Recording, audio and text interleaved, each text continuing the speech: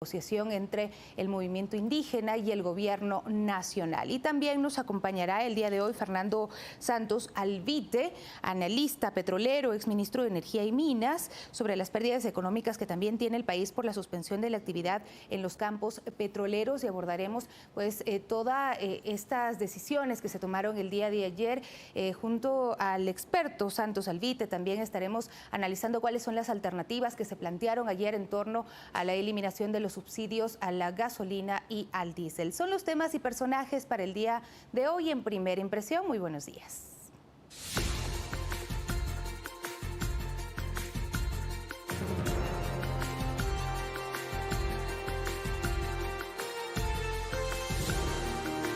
6 de la mañana con 58 minutos. Está ya con nosotros en los estudios de Primera Impresión en la ciudad de Quito, Pablo Zambrano, presidente de la Federación Nacional de Cámaras de Industrias. Gracias por acompañarnos en esta mañana. Es importante conocer cuál es su primera impresión en torno a los diálogos, a los acuerdos que se llegaron ayer entre el movimiento indígena y el gobierno nacional con respecto a las decisiones económicas adoptadas. Bienvenido. Muchísimas gracias, Sofía. Creo que el Ecuador ha asistido absorto a una semana, 10 días de paralizaciones, en los cuales, sinceramente, ya la situación se estaba volviendo caótica. Los índices de violencia, los índices de vandalismo, nunca antes han sido vistos en el Ecuador, y creo que eso debe ser rechazado de plano y de tajo por la sociedad ecuatoriana. Respecto a los acuerdos del día de ayer o a las negociaciones, mire, yo creo que la situación llevó a una complejidad tan grande, la crisis se elevó tanto que se lograron unos acuerdos que esperamos los ecuatorianos que esto sea para bien.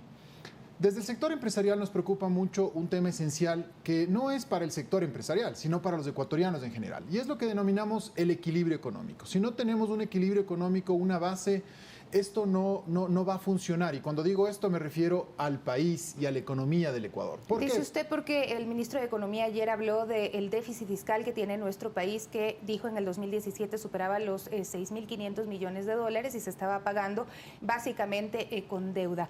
Pero el sector indígena dijo que hay otras alternativas. Mire, esas alternativas habría que analizarlas si son realistas y si son practicables. Las cifras no mienten, y yo quiero dar dos cifras importantísimas. Desde el año 2009 al año 2019, el déficit acumulado, es decir, lo que se gastó más de lo presupuestado, llega a 31.000 millones de dólares, una cifra muy alta. Y la otra cifra también que es escandalosa es la cifra de los subsidios en el Ecuador. Desde hace 50 años tenemos subsidios en el Ecuador y hemos gastado 100.000 millones de dólares en subsidios. ¿Y esto a quién ha beneficiado? Ha beneficiado a mafias que han sacado ilegalmente el subsidio desde el Ecuador, ha beneficiado a la clase media y alta que tenemos vehículo. Solamente para ejemplificar, en la ciudad de Quito apenas el 30% de la población tenemos vehículo. Entonces nos hemos beneficiado indistintamente de un subsidio que no requerimos y que no necesitamos. Entonces, desde ese punto de vista, desde un punto de vista conceptual, la eliminación del subsidio tiene una lógica. ¿Y la lógica cuál es? Focalizar exactamente quién merece y quién no merece subsidio. Y creo que estos diálogos nos deben llevar a eso, es decir, identificar claramente cuál es el problema del sector indígena en lo que tiene que ver con subsidios y lograr una ayuda. Pero también lo que decían algunos políticos, y el análisis del sector empresarial no es político, sino es pragmático. Lo que decían algunos políticos es que precisamente debe darse unos fondos producto de la eliminación del subsidio para arreglar los problemas que tiene el indigenado y el campesino en el Ecuador, porque esa es una realidad. Existen problemas. Desde el punto productivo, el principal problema que nosotros vemos, por ejemplo, en la provincia de Cotopaxi, es el riego.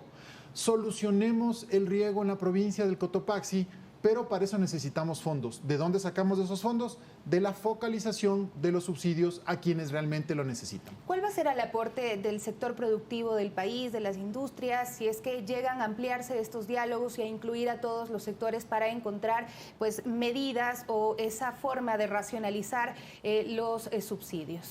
Desde el sector empresarial también hemos dicho muchas veces, y lo repetimos acá firmemente, al Ecuador no lo sacamos haciendo paros, no lo sacamos paralizando, al Ecuador lo sacamos trabajando y arrimando el hombro todos.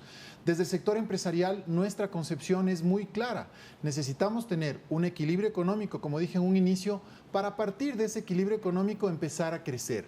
No podemos nosotros entrar en un vaivén, sube y baja, de cómo solucionar temporalmente el déficit, que es el problema más grave, ¿no es cierto? El déficit, para que todos lo entendamos, es gastar más allá de lo que estaba presupuestado. Y eso ocurrió en el Ecuador en la década anterior y en los gobiernos anteriores, y también ha ocurrido en el gobierno actual. Pero lo que se requiere entonces es racionalizar el gasto público. ¿Y cómo se hace eso? ¿Qué es lo que propone el sector productivo? Desde el sector productivo nosotros lo que proponemos son tres cosas fundamentalmente. En primer lugar, fomentar las exportaciones al sector exportador. Pero mire usted lo que ocurrió en el paro. Dañaron a la principal exportación del Ecuador, que son las flores. Yo quiero manifestar mi molestia, mi malestar, y sí quiero pedir a las autoridades que investiguen todos los daños que se causó a la floricultura en las provincias de Cotopaxi y de Pichincha y de Imbabura. En segundo lugar, ¿qué tenemos que hacer? Fomentar la inversión extranjera. ¿Para qué? Para que vengan capitales frescos a que generen trabajo, a que generen empleo. Y en tercer lugar, lo más importante es lograr a un acuerdo en el Ecuador para saber a dónde queremos llegar en materia productiva. Y cuando hablo de materia productiva, tenemos que señalar claramente cuáles son las ventajas comparativas y competitivas que tenemos. Y voy a poner un ejemplo. Los encadenamientos productivos hacen que un país salga adelante. Si nosotros somos buenos, por ejemplo, en banano, en cacao, en café, que son los productos clásicos y típicos que exportamos, ¿por qué no explorar otros nuevos productos de exportación y hacer precisamente que el campo, que los campesinos, que los indígenas puedan crear cooperativas que generen, agreguen valor de exportación? Mire lo que ha ocurrido en el Perú, mire lo que ha ocurrido en Chile. Hay una transformación en estos dos países, Perú y Chile, que son vecinos nuestros y se han convertido en líderes mundiales de exportación de ciertos productos. Entonces, la propuesta del sector productivo es reactivar la producción en el país a través de las tres medidas que yo le he mencionado. Ustedes no estuvieron presentes en la mesa de diálogo del día de ayer, sin embargo, estuvieron presentes a través de ciertas alusiones que se hicieron en general a todo el sector empresarial y productivo del país por parte del movimiento indígena, cuando decían que hay que analizar, por ejemplo, el impacto y lo que ha perdido también el país con la ley de fomento productivo. Es verdad que a los empresarios se les ha dado mucho y el Estado ha perdido mucho. Gracias por la pregunta. Ayer yo escuchaba a un líder indígena decir lo siguiente, que se ha perdonado 4.000 millones de dólares a los empresarios. Esto es absolutamente falso. La remisión tributaria que se dio en el mes de hasta diciembre del año 2018 benefició a 1.100.000 ecuatorianos, pequeños, medianos, microproductores, personas individuales que tenían conflicto con el SRI. ¿Qué significa un conflicto con el SRI? Yo hago una declaración de impuestos, resulta que el SRI 2, 3 años después me dice su declaración está mal hecha y yo le pongo una glosa o le hago una determinación. Bueno, esta determinación y esta glosa uno puede impugnar y defender. Lo que se hizo fue perdonar o condonar, no a las empresas, a 1.100.000 ecuatorianos, donde están también las empresas que somos ecuatorianas, solamente los intereses y la mora. Es decir, el capital se cobró. Y esta medida, ¿usted sabe por quién fue sugerida? Ni más ni menos que por el primer director del SRI de este gobierno, el señor Leonardo Orlando, que es el prefecto de la provincia de Manabí. Antes, en el año 2015, el expresidente, el anterior presidente, también hizo una remisión tributaria. ¿Cuál es el objetivo? La remisión tributaria para el Estado ecuatoriano, ¿qué representa? Liquidez. Porque prefiere llegar a una conciliación, terminar un pleito, diciendo, ok, yo te determiné esto, págame lo que te determiné, pero te perdono los intereses. Entonces, no hay una forma de recuperar de ahí un dinero. Esa es una falacia. Por eso decía yo, el movimiento indígena y la sociedad civil, porque con todo respeto, y esto lo transmito desde mis colegas de Guayaquil y de la costa, el pueblo indígena en el Ecuador representa entre el 7 y el 10% de la población. Entonces, por favor, sentémonos todos a dialogar de una manera amplia. Y si hay que decirlo claramente, La remisión tributaria, ¿a quién benefició? Fue al Estado ecuatoriano porque le permitió liquidez y puso fin a una serie de disputas que tenían ya más de 5, 6, 7 años. Es un 7 u 8% de la población, usted tiene razón, sin embargo, también hay que apuntar que es un sector de la población que ha sido desatendido históricamente. Absolutamente. Y sobre el cual el gobierno y el Estado en general, la sociedad en su conjunto, tiene una deuda enorme también. Hablemos de las pérdidas que se vivieron en estos días en el sector productivo del país por la paralización. ¿Se ha calculado ya? Nosotros hemos hecho un cálculo de que las empresas del sector productivo a nivel nacional dejó de vender 261 millones de dólares diarios. Si esto multiplicamos por 10 días de paralización, son 2.610 millones. Es decir, las pérdidas por el paro superan de largo la medida y la previsión que tenía el ministro de Economía. Y la pregunta es, ¿quién pierde? ¿Las empresas? No, señores, pierde el país, pierde el Ecuador. Porque no nos olvidemos, para nosotros poder tener un producto en la mesa de nuestras casas, poder vestir una prenda, se requiere todo un encadenamiento productivo. ¿El algodón dónde está? El algodón está en el campo. Entonces, requieres del campo, ¿no es cierto? Campesinos, operarios en el campo, requieres recolección de esa materia prima, transporte de esa materia prima, transformación de esa materia prima y comercialización. Es decir, hay todo un encadenamiento productivo. Por lo tanto, aquí han perdido los micro, los pequeños, los medianos y los grandes empresarios. 2.600 millones, dice usted. ¿Cuáles fueron los sectores más afectados? Los sectores más sector afectados, floricultor, por ejemplo. El comercio, el más afectado, ¿no es cierto? La industria manufacturera.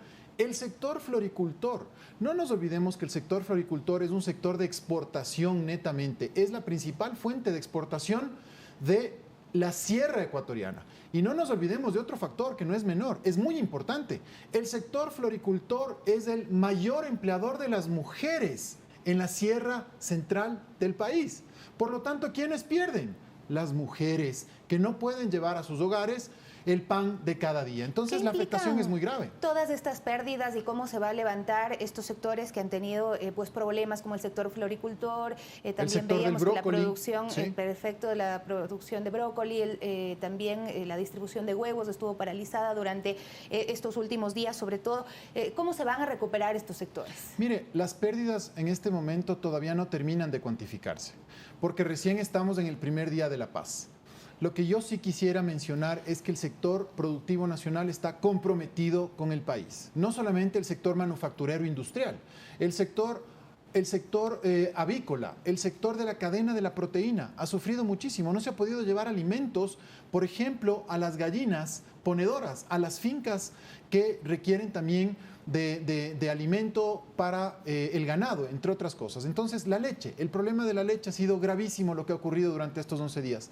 Lo más costoso y problemático ha sido la paralización de las vías. Hay ciudades como La Tacunga, como Ambato, como Riobamba, como Azogues, como Cuenca, que estuvieron sitiadas, estuvieron sin productos de primera necesidad. No había gas en Cuenca, no había...